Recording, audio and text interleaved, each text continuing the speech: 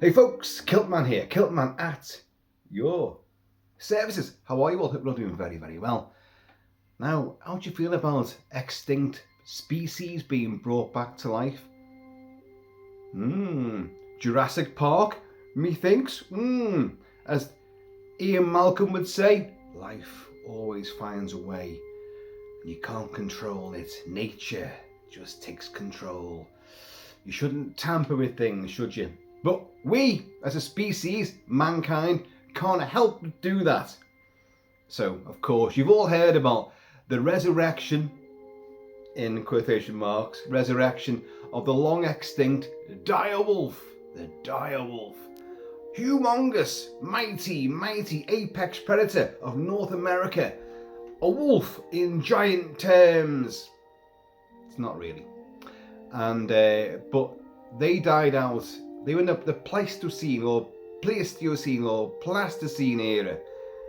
They died out, whether it was by disease amongst their own species, an extinction event, a comet, something like that, anything like that, or as I think modern science now tends to think of them, that they were competing for the same food sources as ancient dogs and ancient wolves, which are different species again.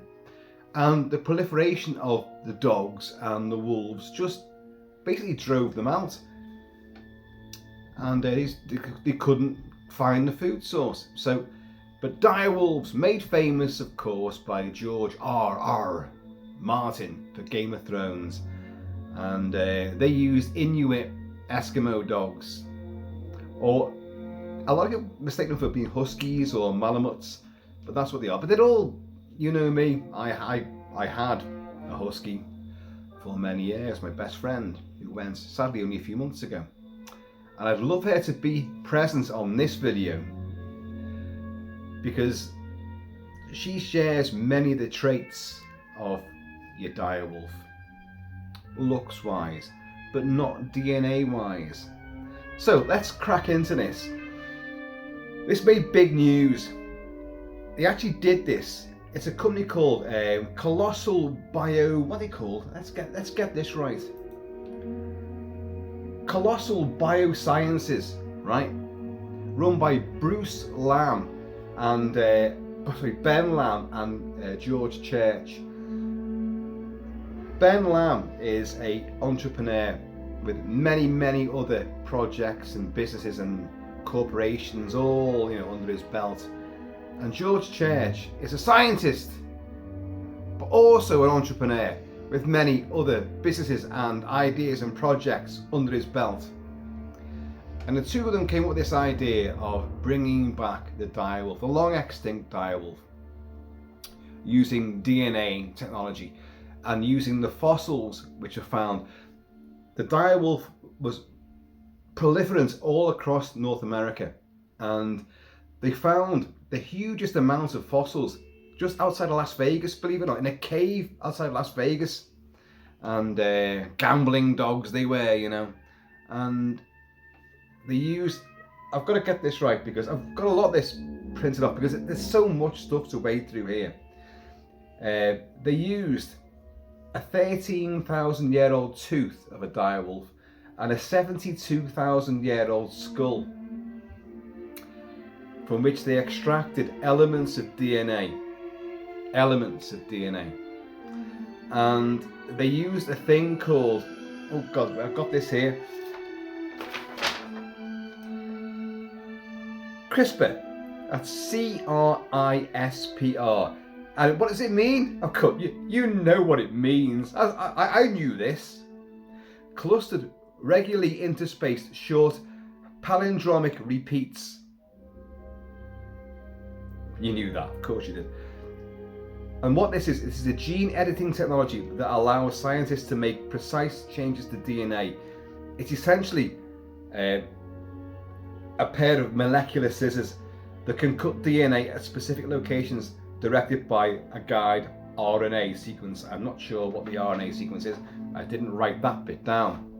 But what it is, so they've got the skull, they've got the tooth, they extract the DNA from that. But they're taking little tiny chunks of DNA with this superb what's it called again? CRISPR. Using the CRISPR technique, they are scissoring out, like editing films, they're taking little slivers of information from the DNA to then create their own direwolf in the modern age. So I'm going to get into all the details about this, don't you worry about that. And then we'll get into the ethics and the fun and the fear of it all. But this was done about, the Colossal became something in about 2022, I think it was, when this project was first properly, or rather quietly, announced. And then it's taken them this long to get it sorted out. And what they did, they then got all this DNA elements and they put them into dogs, and they birthed not one, not two, but 3 supposed direwolves. Now these were born last year. Well, I think they were born last year. 2 male dogs, 2 brothers who were born at the same time. And then another dog, a female, was born about 2 or 3 months afterwards. So there are 3 of these. What did they call them?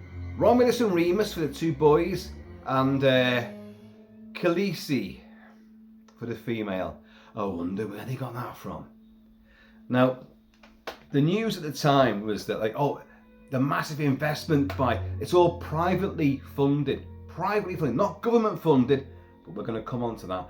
It's not government funded, or wasn't.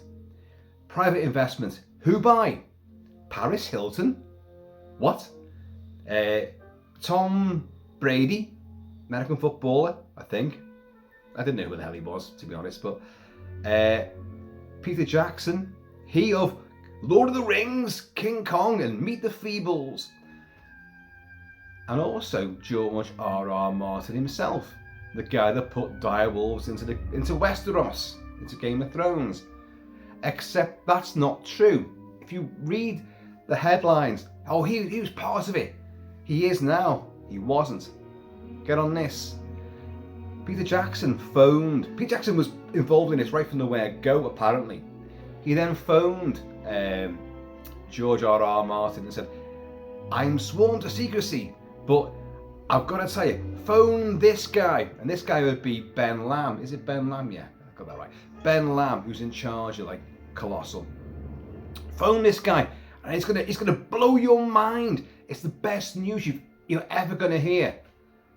The best news he's ever gonna hear. Wouldn't he like to hear that, yes, I finally finished my bloody final book of Game of Thrones, and I'm gonna rewrite the shitty ending that we got on the TV show after being years of the best thing on TV ever, bar none. And then because I couldn't be arsed finishing it, they wrote their own ending and screwed the whole thing up. But that's another story. You've got to phone this guy. I can't say because I'm sworn to secrecy. You've got to phone this guy, Ben Lamb. Phone him now. It'll blow you away. So we phoned Ben Lamb. And after like a bit of like, who are you again? Martin? Martin who? No, George R.R. Martin. I'm a Texan, you know. No. Who are you again?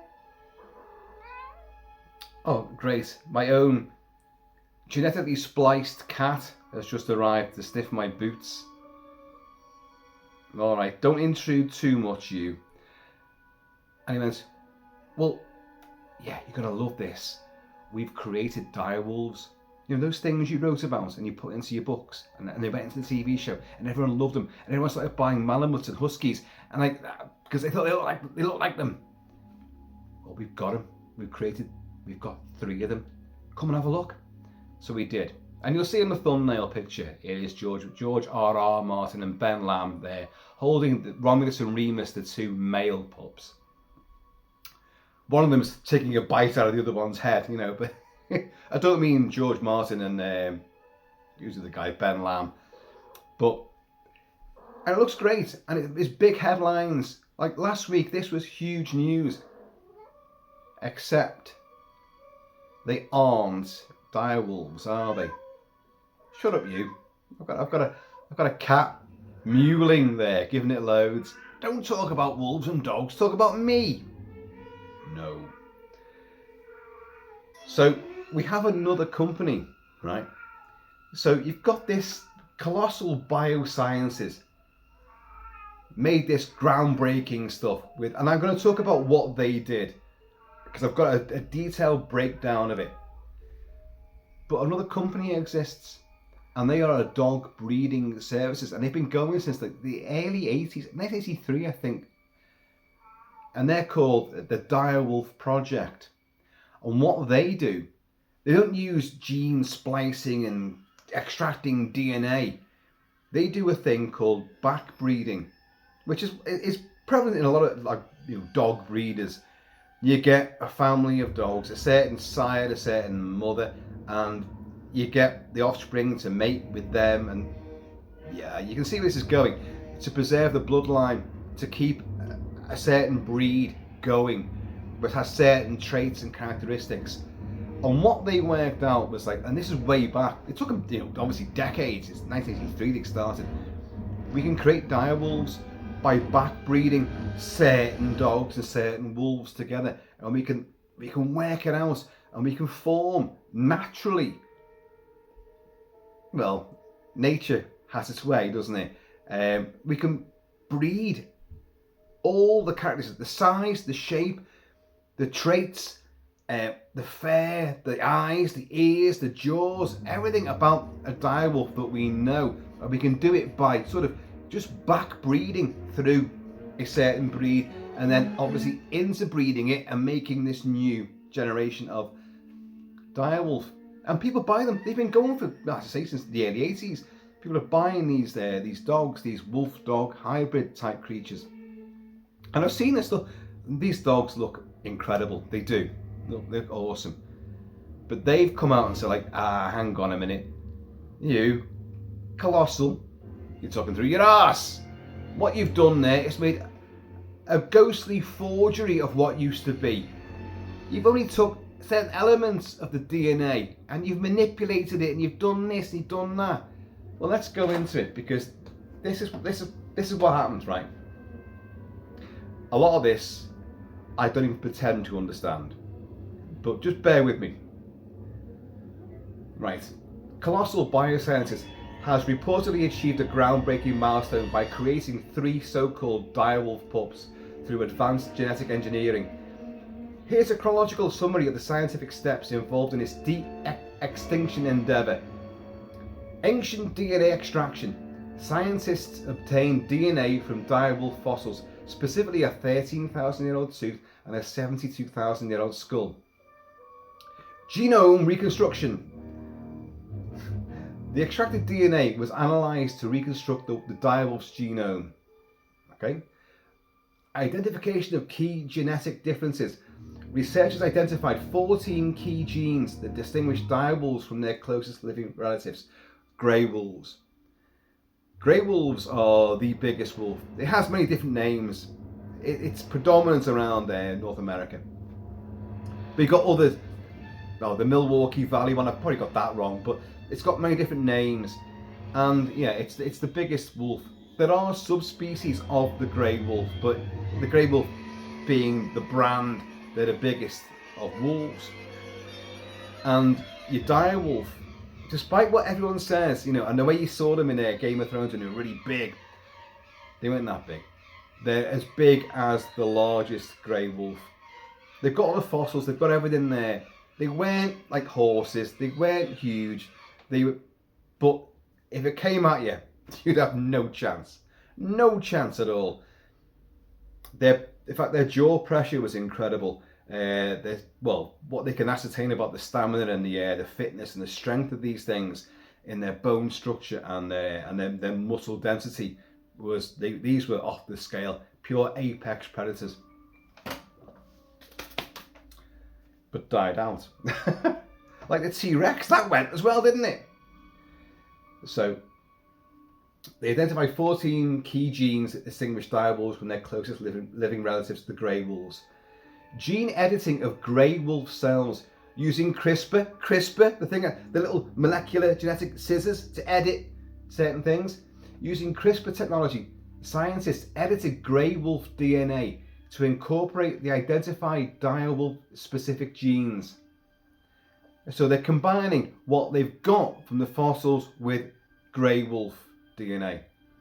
Already, that's not what a direwolf is.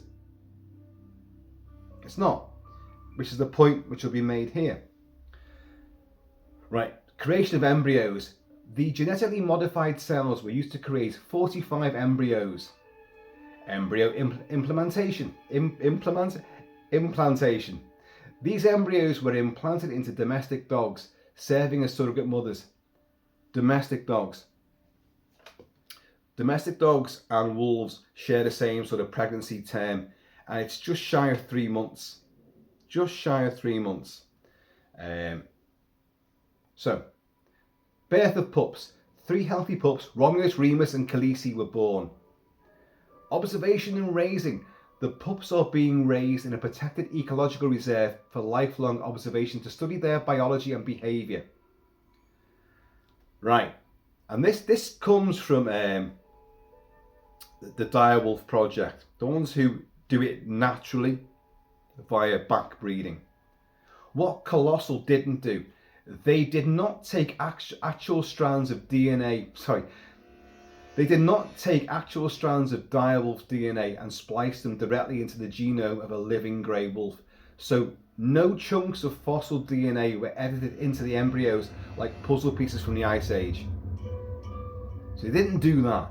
What they actually did, they analysed the direwolf genome using fragmented ancient DNA from fossils. Think of it like finding a shredded book from 13,000 years ago and trying to retype the story based on the scraps that you can read. I kind of get what they're saying here. You know, we can identify that. That's a direwolf bit there. So is that. Well, let's just take those and then we'll fuse them together with a grey wolf. It'll work. Of course it'll work, and it'll be genuine. Using that reconstructed direwolf genome, scientists identified specific genes or sequences that were different from those in modern grey wolves. So these bits aren't like grey wolves. So they must be the direwolf. We're on the right track, aren't we, Watson? Then, rather than using ancient DNA itself, which is degraded and chemically damaged, DNA after thousands and thousands of years does not last. It is degraded and ruined. So you can't really work with it to create anything. You'd have to, well, what they're doing, resample it, refragment it, and bring it together with other bits which they're similar, and we can make a facsimile as best we can, but it won't be accurate. So right, then rather than using ancient DNA, they synthesized modern equivalents, recreating the sequence using current biotech tools based on what they believe those ancient genes look like. So a lot of guesswork going in there. Using CRISPR, we know what that is now, they edited modern grey wolf cells by inserting lab synthesized versions of those direwolf gene sequences. Not the original fossil DNA, but digital reconstructions of what that DNA would have said. So a lot of guesswork's gone into this. Oh, it's not the original stuff, it's what we think it was trying to say. And we made an estimation on that. In short, they didn't splice ancient DNA. They replicated it synthetically and introduced that into modern genomes. This is why the Time article, it's Time magazine that brought it out first. This is why the Time article says no ancient DNA was spliced in. It's technically true. The DNA from fossils is too damaged for direct use, but the blueprint it offered was used to create modern, editable versions of direwolf-like genes, which were then spliced in. So, are these real direwolves? Genetically inspired facsimile. Let's try and get this right. Genetically inspired facsimiles might be more accurate. They're hybrids. Grey wolves, heavily modified to express traits we believe direwolves had, based on what we've decoded from ancient fragments. They didn't resurrect the direwolf, they forged a ghost from its genetic echoes. And they finish up by saying, how poetic, how dangerous, perhaps. And definitely not a true resurrection, at least not yet. Right, so you've now heard all the ins and outs of it. That came from the Direwolf project, who've been going for many years, as I say, and it's a profitable organisation, but they do it by backbreeding and getting dogs together, hey, in the genuine sense of the word, but getting their traits and like that's the best possible specimen to go with this, the female and the male together, or we're going to get a pup which is going to be great, and then we interbreed that with its brothers and maybe its mother, and that's how they do it. It's a different technology, it's a more natural, more organic way than gene splicing and fragmenting and genetic scissors and that kind of stuff. But why are the Direwolf project saying all this? Well, suddenly they've got competition, haven't they? They were probably the premier, the numero uno when it comes to direwolves. So you've got people who buy pups from these guys, and it's this is the best we can get to being a direwolf, and it probably is. And then you get Colossal come on the scene. What did I just say before? It takes like 3 months, almost 3 months to full pregnancy. And then you've got the whole thing of like, have the pups survived and all that. And then you get like, it's like Star Trek 2, the Genesis project, life from lifelessness. You can create, the Genesis missile torpedo creates a big shockwave and it creates a planet, but it'll destroy everything in its path.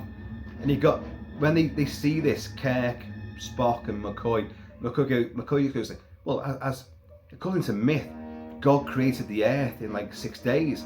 But no, hang on, here's Genesis, we can do it for you in 6 minutes, And it's brilliant. That is what Colossal are doing. They're doing what the Direwolf project are doing, but they're doing it in a lot quicker time.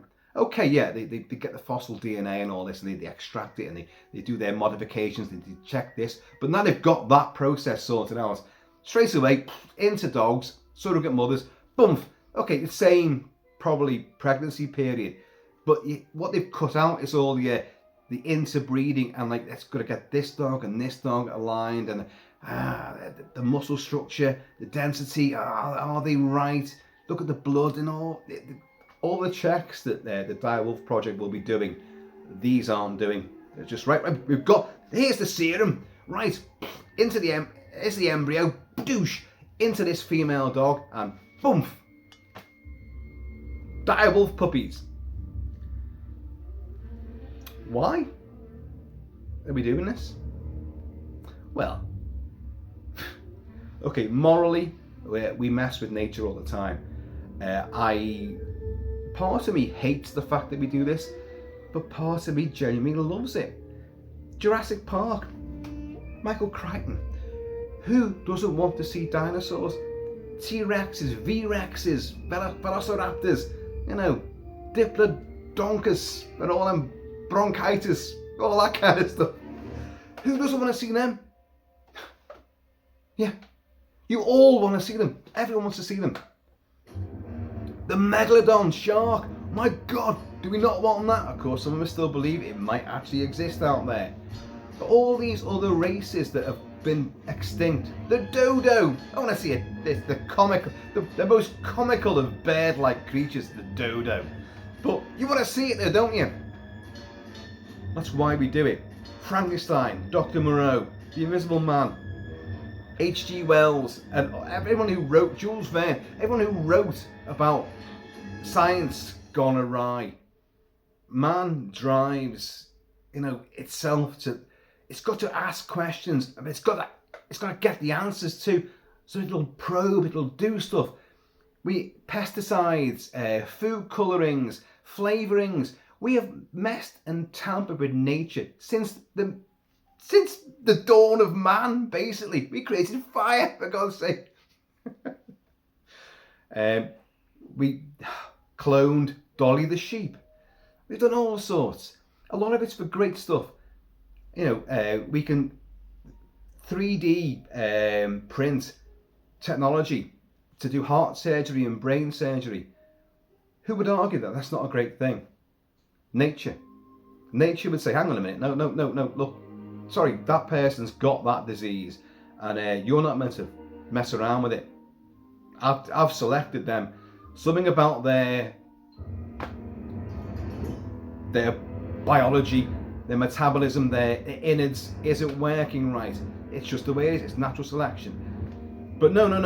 We then, we've got to fight this. And I'm not knocking that, of course. But what I'm saying is, like, we meddle with nature, and we do it all the time, daily basis. Even washing your clothes, if anything, you should just put it into a spring water. But you can't use spring water now because it's contaminated with all the fucking shit that the water companies are pumping into all the waterways. So you can't even do that now. So instead, you put it in a washing machine and you put a chemical wash mixture that goes in there. How can you trust that? Science. Science is great. Science is wonderful. Of course it is. But it can be manipulated, and it can be exploited, and it can be corrosive and nasty to the rest of us. And here's another little point he said, pointing 2 fingers.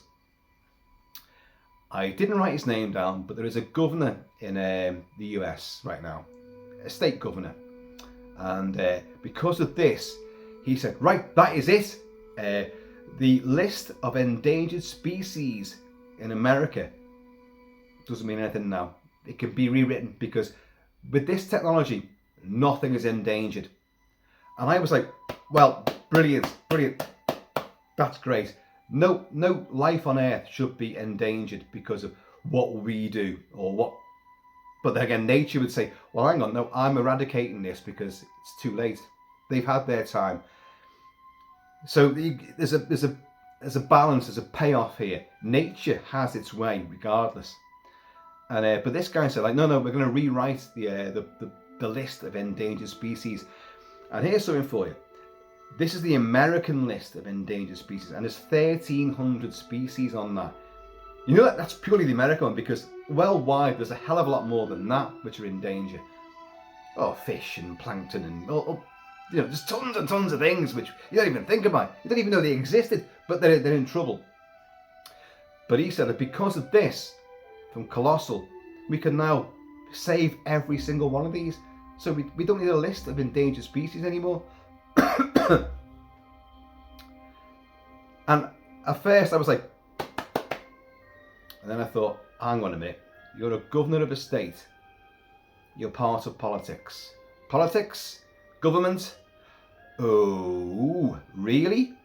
As if government, American government, has not got their little nefarious, snotty green fingers into Colossal right now. Oh, you can create direwolves, and like you've got direwolf projects again. Well, they're not real direwolves. They're just a ghostly forgery of what used to be. They may look like them, but they're not real.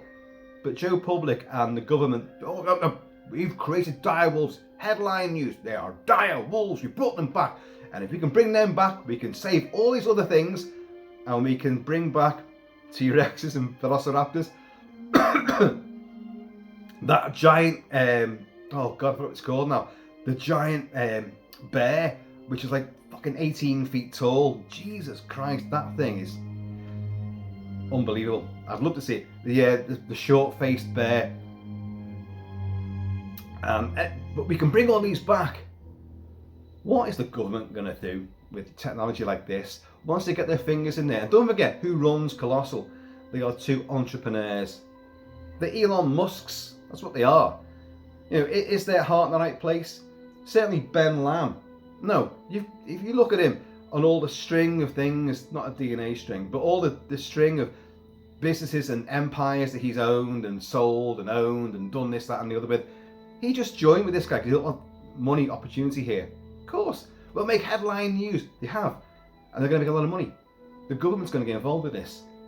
What will the government want to do? If you could start messing around with DNA, and don't forget, like Hitler wanted to do all this as well. Hitler and oh God, what was his fucking? Oh, who was this bloody doctor? Not Goebbels. It was the other guy, wasn't it? Mengele. Oh, they tried to create a master race. They tried a lot of things. They looked into ancient artifacts, occult artifacts. They looked at werewolves, and I'm not making any of this shit up. They wanted to create a werewolf man-wolf hybrid. There's documents on this, and well, they didn't do it, or did they? So what do you think the US government or any government is going to do with this technology? Well, you were privately funded. Now we're going to give you billions and billions, and you're going to work for us. And they're going to create something, aren't they? Of course they are. They're going to create like a bunch of, but their idea will be Captain Americas, lots of Captain Americas. You only need one, don't you, really? But they'll create an army of them. They'll do hybrids. They'll be like bloody Dr. Moreau. They will, well, if we can do this, maybe we can try this. Oh, a human alligator. Yes, let's do that, you know. Gotta get a drink of water. Oh, hopefully not contaminated water. But there's always fluoride in this. Why? We don't need fluoride in our water. But they pump it in regardless. Eh? I'm the guy that had all the vaccines, the jabs, and it was incredibly ill. And I've had intermittent illnesses and a decreasing, deteriorating state of health ever since. You can't tell me that it wasn't to do with that. I know it is. I know in my heart of hearts. I know in my entire DNA. I know that they fucked me around. And not just me, a lot of you as well. But so I said, no more jabs for me. No. Don't care what you say. Monkeypox is coming. You must get jabbed. Fuck that. I'll be King Kong and I'll swing from the highest building I can find. No, having no more jabs from you. But if Colossal suddenly say, our new project is to create a man-wolf hybrid, man-wolf, wolf-man, werewolf hybrid, I'm first in the fucking line. Where do I sign? Here's my arm, here's my veins. Do it now, do it. Well, I say that. But you know, that's what they're going to start thinking of doing. They've thought of it now. It's not like, this is not new. But now, because this whole thing about drip-fed news, oh, let's not go into like aliens and things like, we're getting all the footage from like RAF and US Air Force and Russian pilots, what they've seen, and Navy commanders seeing things coming out the water, USOs and all this. Oh, you're getting drip-fed all that, and the whistleblowers and all that. You've had that. And then you have massive national inquiries and investigations that are in the Supreme Court on oath, and then it goes nowhere. It's, I'm gonna say, like, it's just feathering the nest. It's preparing us all for the big revelation. I mean, Christ, well, Christ, there's a revelation for you in itself.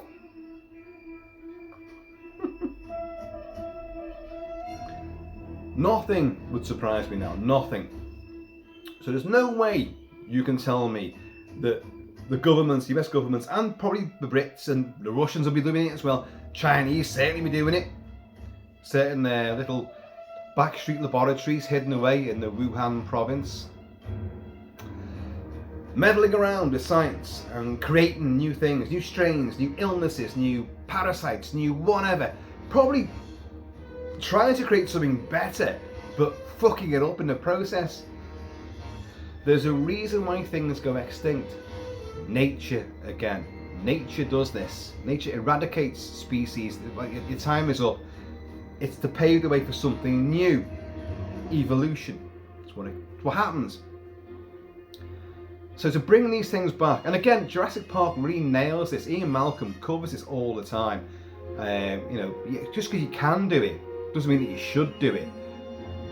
And it's splendid, it's awe, it's wow. And do I want a direwolf?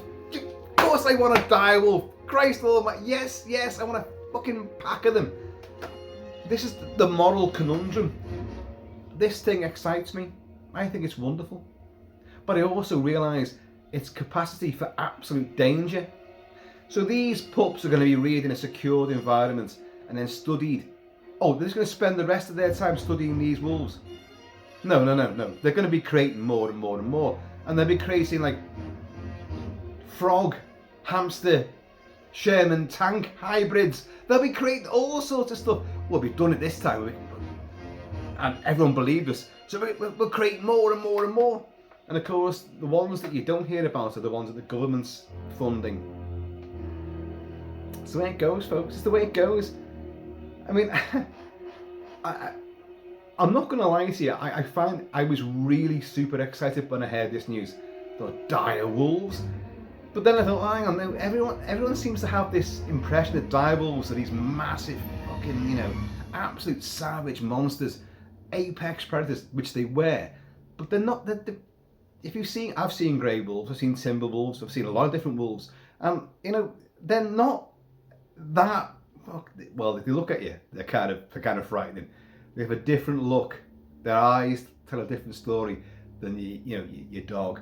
And I've had dogs all my life, German shepherds, husky, and I know all breeds very well. And but a wolf looks into you. It's like, it looks into your soul and just goes like, there's nothing you can do. I can take you apart.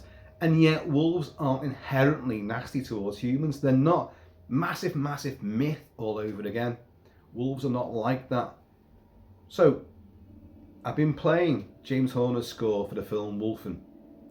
You guys know how much I love the film Wolfen. It's one of my absolute favourites. I've talked about it a lot. Its various cuts and all its ins and outs and subplots and all its its subtext. And the book, Whitley Strieber's book from 1978, which got me through a bout of bronchitis, and it's my favourite book of all time. I read it a lot. Now, the film is it's an adaptation of the book. I love the film for an enormous amount of reasons, and I herald it as one of my absolute favourites. The book is different, and I love the book for its different reasons. The book is great, the film is great, but they go off in different tangents. But in the book, you have the character of Ferguson, who is a scientist, a doctor, professor at the Museum of Natural History in New York. And our detectives go for him, because if you don't know the plot, it's about a super intelligent pack of wolves who are they've been preying on the down and outs, the homeless, and they've been living alongside man for centuries, and but in the shadows. But they make a mistake and they kill two New York coppers, which brings detectives onto the case, and then they begin to find hairs, and a big police procedural takes place, and they uncover that there's something else. There's a monstrous race of wolves out there, and the wolves in turn begin to hunt them. There is much carnage. It's fucking amazing. The book it's pulp, but it's also so many great ideas. It's it's so suspenseful, so exciting. I love the book. It's unputdownable, and I read it all the time, and because I can't put it down, it's fine. And the film is great, but you have this Dr. Ferguson, and he works out, hang on, these hairs, they're like wolf hairs, but they're not wolf hairs, not dog hairs. This is something different. And throughout the course of the story, he will learn that there's another race of wolves. Now, there's a point to this. I always say that there's a point to this when I start pointing at you. That's a bit aggressive, isn't it? Waggling my finger at you like that. But, I may get it genetically modified, so it's just a little knuckle stump next time, not as intimidating. He works out that these are ancient. They're not wolves, they're not dogs, they are, he calls them wolfen. You must have called them Canis sapiens lupus or something like that. He wants to be the one to name these things, because he said that they're outside of science. We don't know these things. They have paws like hands, they can open doors, they can manipulate things. They have flatter, blunter faces. They look like humans, like wolfmen, like Lon Chaney, but they're on all fours, but they're big. And they're super, super aggressive, highly intelligent. They can stage ambushes really cleverly. they're canny, they're stealthy, they're tactical, they're strategic, they're brilliant. And you talk about this ancient race of wolves that evolved separately from every other strand. They're not wolves, they are wolfen. They're not dogs, they are wolfen. And he says like they're the basis for the legend of werewolves. And in a really clever spin, he says like the vampire myth is probably born out of this too, because he says like there must have been some humans that worked with them, that helped them, and like they would be like, they'd eat whatever that the wolfen left behind. They'd help them dig up graves and things, you know, in the Dark Ages and the medieval times. And so people would think either these men who follow them turn into them werewolves, or they are a separate thing and they're vampires because they're living off the blood and that. Like, it's clever. He brings in so many elements to it. But here's the thing. Here's the rub, folks. I think Whitley Strieber based the wolfen on direwolves. He's never said so. At least I've not seen that written down anywhere. I've not heard him say that. And I've read a lot of his interviews. He doesn't talk a great deal about wolfen, to be honest with you. But Wacky Whitley was abducted by aliens, don't forget. Yeah. Christopher Walken played him in the film Communion. There's abductions aplenty. But I love Whitley Strieber's work, I do. And wolfen is just a masterpiece. But I think what he did there, he's created this, he's heard about direwolves, this ancient race of, well, it's its own thing. They're called a direwolf, but they're not wolves. They are a different thing from wolves. They are not dogs. They're its own thing. And it was wiped out. But it was big, it was aggressive, it was super intelligent. Its senses were extraordinary. So I think he's gone like, okay, I like that. I'm gonna bring them in, but I'm not gonna mention the phrase direwolf, which he doesn't. The book's here, the original UK paperback. That's the one that got me through my bronchitis in the late 70s. Woo, there it is. And I read this all the time. I fucking love this book. And it doesn't mention direwolves at all, but he does go on about this ancient race of wolves which coexisted alongside man, and possibly in the olden days actually had a form of communication, believe it or not. Because this silly doctor, this silly professor, Ferguson, he works out there's a series of hand codes and signals and signs which they used to use so that their human familiars would use it, and also maybe Native Americans. The film goes into the Native American side of things one hell of a lot more. It goes massively into Native American mythology and the Genocide Express. Wolves in America, Native Americans in America were wiped out by white colonization, eradicated, almost to the point of extinction. And the film goes in that direction, and I think that's wonderful. It's not what Strieber did, although he does hint slightly at it. But so like they have this system of hand signals, and it's just stupid. There's a fabulous, the final chapters detail a last stand in a high rise, and they're on it's winter time in New York. It's frozen.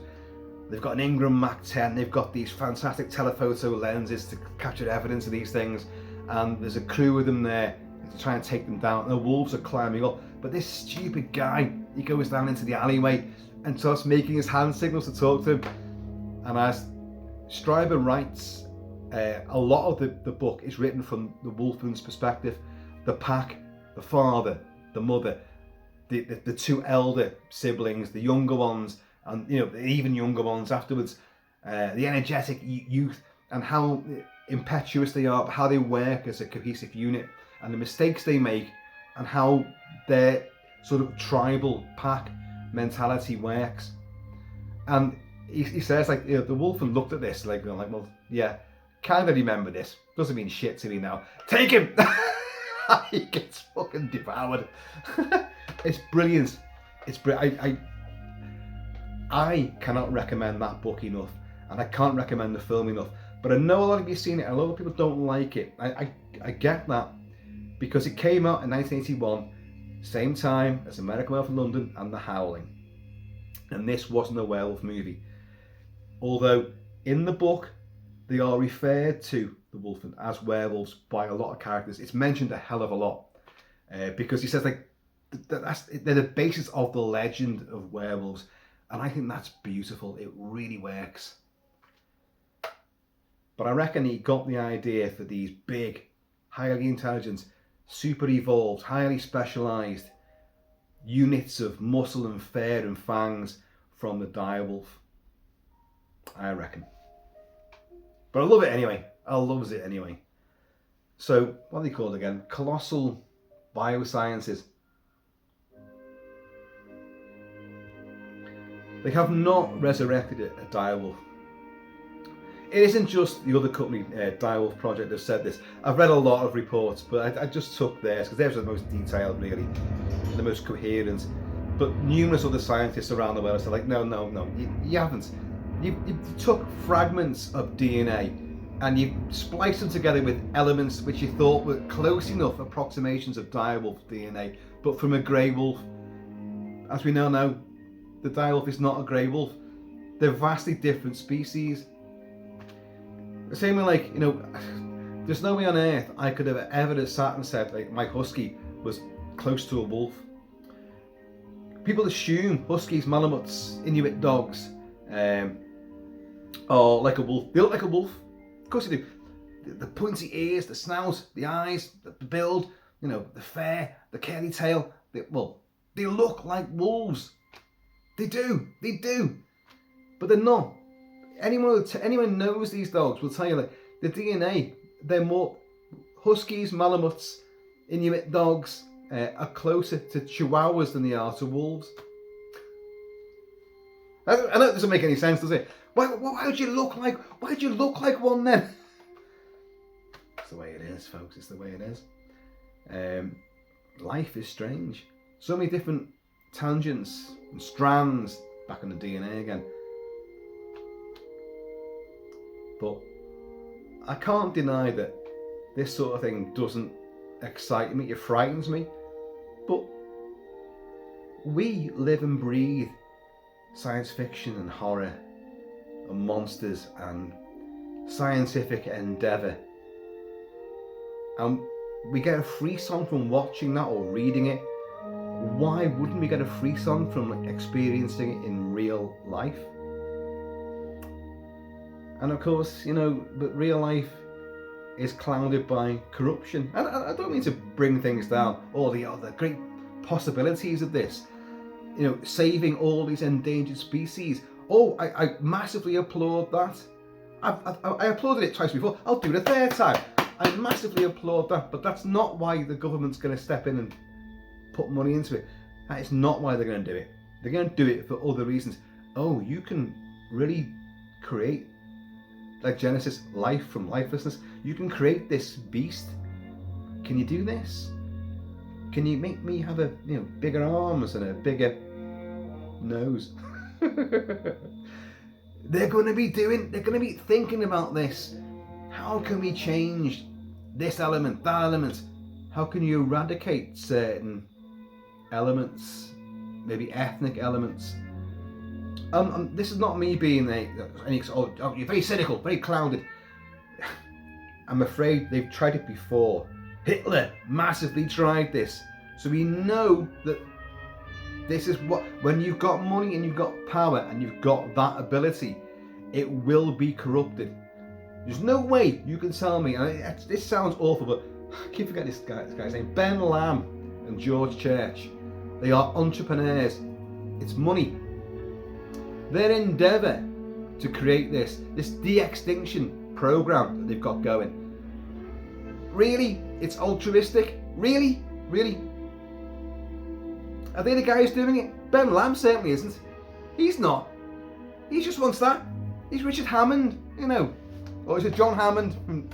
It's John Hammond, isn't it? I work with a guy called Richard Hammond. He won't like that. He won't like me making that analogy. The last thing he wanted to get messed around with was DNA. Jesus. But John Hammond, you know, with Jurassic Park and all that, It's business. It's, oh, I just want to give the kids dinosaurs. Yeah, right. You're making a lot of fucking money out of it, aren't you, John? And these guys are as well. So this whole thing about George R.R. Martin and Peter Jackson, Paris Hilton, where the hell did that come from? And he was the other guy, the football. Oh, Tiger Woods. Oh, I hope I haven't just lobbed that name in there. Out the woods. Out the woods. He's a golfer tiger hybrid. He's already been DNA spliced. But I think I said Tiger Woods, Tom Brady, and Paris Hilton, and Peter Jackson, and then George R.R. Martin. I'm not making that up. He got the phone call from Peter Jackson saying, you know, hold your taters, you know, get on this one.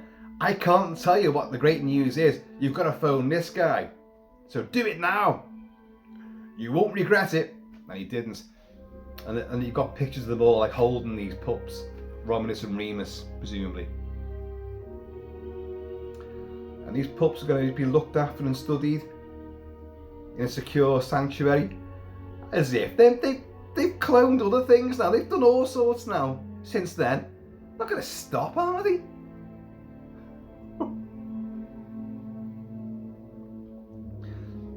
The likes of Trump want himself replicated. He want himself cloned, won't he? It's not fake news. Can you do this? Can you make more of me? That's what he's going to want, isn't it? You can see all this. You can see all the ramifications of this, which you won't hear about. It'll just be like, oh, we've brought back the direwolf. Bring back the pterodactyl. Imagine that. Oh, that bear. I'd love to see that bear come back, but that would be, oh Jesus. That bear would take down a direwolf. Several of them. There's wasn't there an insect as well, which is like 20. I'm not making this shit up. I just can't remember the name of it. Like, you know, insectoid horribilis or something like that. It's like a mosquito, but it had a 25-foot wingspan. 25-foot wingspan. Fucking hell. That's gonna take down a fucking fighter jet. Oh, you see Tom Cruise, Maverick, taking on one of these things with his big proboscis right through his cockpit. Ooh, you don't want to get stabbed through your cockpit, do you? Anyway, folks, I want to hear what you think about this, and I can imagine there's a lot of mixed opinions. Personally, I'm excited by it, but I'm also horrified about not what nature will eradicate it. If it doesn't work, nature will find a way of destroying it. If it's wrong, it doesn't fit in the environment, it'll destroy it at some point. But mankind will keep on trying, and it'll start making worse things. But I'm a hypocrite. If you can make me into a 7-foot tall Eddie Quist werewolf from The Howling, I'm your man. I'm there. I just want to be taller. I'm a little short ass. I'd be like a were pit bull, you know. Oh dear. Anyway, folks, I have been on with Shabby Kilt-Man. Please, in the meantime, it's ever like DNA splicing in between time. Please keep it Celtic, keep it Celtic. And I'm going to see you all after a big slare.